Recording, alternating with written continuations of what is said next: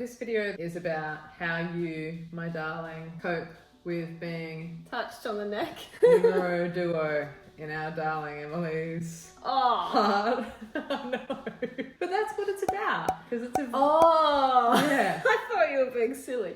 You mean about like her loving me more than you? No, I'm kidding. No. It's not easy. It is really hard. I feel like calling you chopped liver so many times in this video and second fiddle and stuff like that is not taking it very seriously. This is a very, very real thing that a lot of same-sex couples deal with. And I mean, straight couples deal with this as well. Of course. One of the parents is chopped liver.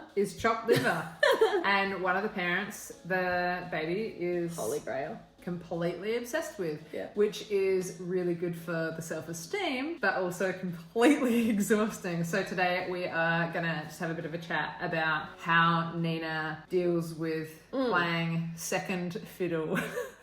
Not all the time. No, not all the time, but almost all of the time. But there is serious joy when Claire's in the room. We have a very, very special, beautiful bond, and I love it. But Claire will get the crawl up and the pick me up like 20-fold. Yeah. For context, we have a beautiful 13-month-old baby and I carried her in my belly. She was made using my egg. There's so much information that isn't necessarily any of your business, but we're oversharers, so there you go. The relationship dynamics are very interesting. I have a number of male friends who have female partners and they've got babies, so I've heard a lot of their experiences. As the non-birth parent, it was sort of helpful because sometimes they were like, gee, I'm just, chopped liver over here. It can be hard as the other parent when your baby is so very comforted by your partner. In the beginning, when we brought Emily home, I just was so happy that she was like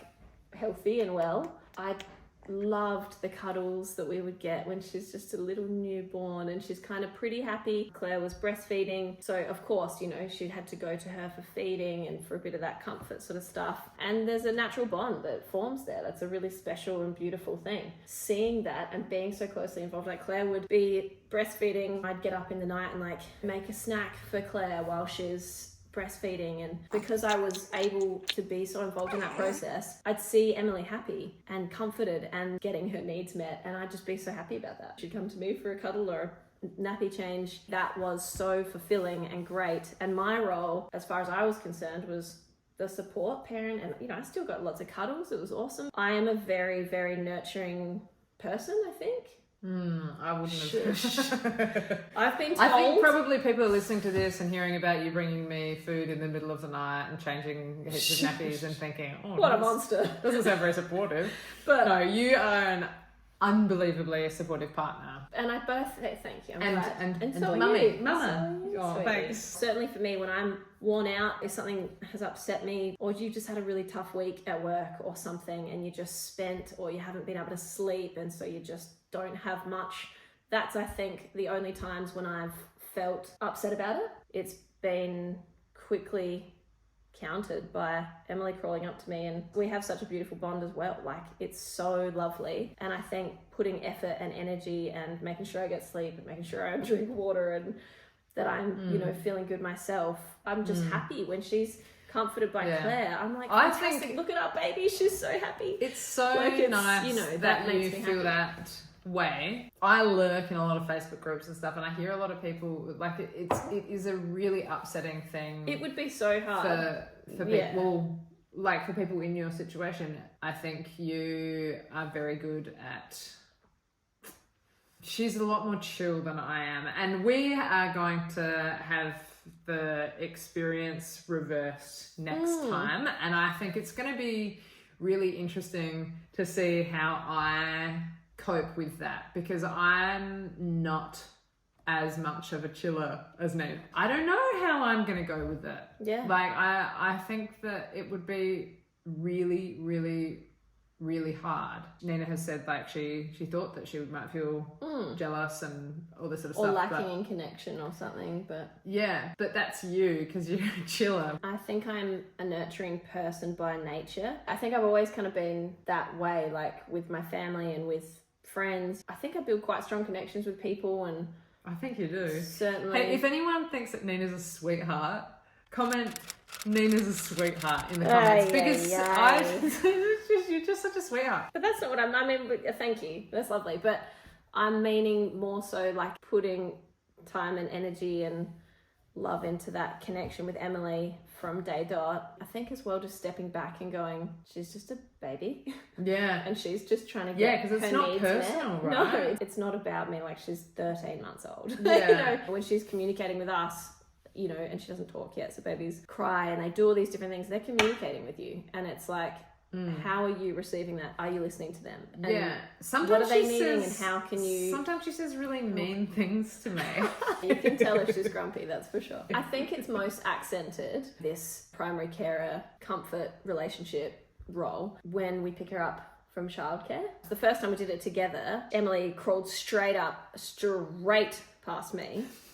And so I'd gone up to where she was before Claire had. Just went straight to Claire. I was like, oh, good to see you too, sweetheart. You know, like she just brutal. straight It's so away brutal. needed to go so to Claire. now when we get to childcare together, like I will always lurk in the hallway and let Nina and Emily have a little moment first before I come in and ruin everything. When it's just me, she is just like, yeah, like she'd get so happy and she'd come straight over and straight up to me. I went to pick up Emily from childcare one day with Grandma, and it was so interesting because it was my first experience of being the Claire in the moment. Grandma made this point of saying, oh, Nina, now I know how you feel when you pick her up with Claire. If you can manage to not take it personally, I think, and just go, oh my gosh, how wonderful that my baby is getting the comfort it needs. And she's, you know, she's so happy. And easier said than done though. Oh, hugely. I think hugely. easier said than done. And sometimes I am a bit, and then I go, oh, why am I feeling so... We'd love to know, though, for people who are watching who are in a similar situation to us, if you're the other mother, birthing parent, or the whatever. Or even we're going to find out when we have our next baby. Nina is going to be carrying, is our plan, our hope. Nina will be birthing parent, but I will continue to be primary caregiver. So it's going to be interesting to see what that dynamic is like. Yeah. I'll have some time off work, obviously, but then I'll be going back to work. So, like, are you going to be chopped liver again? Again, yeah, exactly. That would be so rough. Nuts. While you're breastfeeding and stuff like that, if you're able to do that, if you decide you want to do that, it'll be interesting to see how I feel. It'll be heaps different. And yeah, I do know lots of people really, really struggle with this. And it would be cool to talk about it. We want to provide this space and this avenue of expression. If you want to discuss this stuff, like, reach out to us, because it's nice to talk to people who have been in similar situations, for sure. I think it's also going to be really interesting moving forward, like, just because this is the dynamic with me and Emily and you as second fiddle. So right to call it second fiddle. It won't always... But accurate. Like, it might not always be that way. Like, Emily may get to... Like, I've heard this is a thing that can happen for the parent in my situation, where you are, like, the numero uno and then you aren't anymore. And how that can be, like, a really interesting and challenging shift for parents. So, yeah, we'll see how things evolve. Watch this space. Friends and family and allies. Here we go. What's this video about again? Chopped liver. It's not easy. It is really hard. I feel like calling you chopped liver so many times in this video and second fiddle and stuff like that is not taking it very seriously. I think for me, when I felt a bit sad or a bit unimportant, when Emily is just only wanting to know about Claire and only needing Claire, and, you know, I'm sort of just there, like, doing the dishes. It can feel crap. It can feel totally upsetting and like, you do so much and you're working hard too and all that sort of stuff. It's good to just also go, oh yeah, that's hard, or that sucks a bit, and that's okay that's a bit difficult. It'll grow and change, and maybe the next day, once you had a nice sleep and you're feeling a bit, you know, whatever, you feel a bit crap that night, have some pizza, chill out, you know, treat yourself a little. You gotta treat yourself. Just let it be what it is. It can be difficult, but I also then will just focus in on I mean, Emily, I'll go sit down with her and play with her and just meet her where she's at and like do a little game and a toy, and we'll have a little sing, and I'll play like guitar to her or have a sing or do whatever it is that she and I do. You sort of realize, oh, there's so much here. There's such a beautiful bond, and she'll give you a little hug, and it's just so lovely. And I think just focus in. Did you just hear her? Yeah, she just cried. That's our cue to wrap this video up. Yeah, I think it's like, that sort of stuff is just focus on, let yourself feel it, talk about it. Are there ways that I support you through that? Definitely. Or things that I could be doing better? Well, no, you're great because you will be serious in your support. Like, you'll sort of look at me sometimes and go, oh, sorry. Like, if she's just needing a cuddle from you and it's a moment where I wish I could comfort her, but she's, no, just to you. You'll sometimes feel it for me. You've welled up before. I'll just be like, oh, sorry. I feel can bad for you. But other times you'll really be like, bad. yeah. And that's hilarious. Like, that's funny. So the parent in my position, it is really hard, like, knowing to be so popular. No, I'm kidding. No, but I'm like knowing and thinking about how I would be feeling if the situation were reversed. But also, it is so exhausting.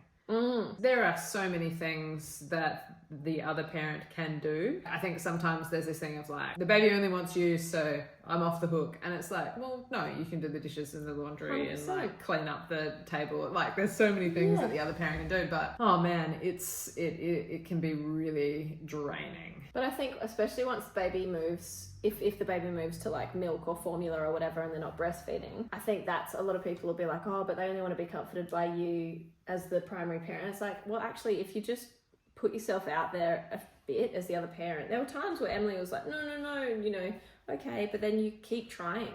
Yeah. And you keep going, saying, hey, I'm here and I would love to give you this little bottle of milk. And, all of a sudden, a few weeks later, she's, oh, yeah, okay, I'll have a bottle of milk with you. And now she'll do things with me that in the beginning was just your thing. Yeah. But it's like just showing up. It's ages and stages as well. Yeah. Like, there are days and weeks where she's way more clingy with me. And if Nina wasn't like getting in there and feeding her a bottle and doing things like playing with her, maybe she wouldn't go to Nina in those times where she's a bit less clingy. Get in there and offer help, because always like, I think as well, being birth mum has to let go as well. Our baby's woken up, so we're gonna wrap this up. Thanks for the chats. As you can tell, we can ramble on and on and on, and we can, and we will, and we do, and we love you. Thanks so much for tuning in. Bye. So sweet, you are so snuggly, so loved, and you are so lovely,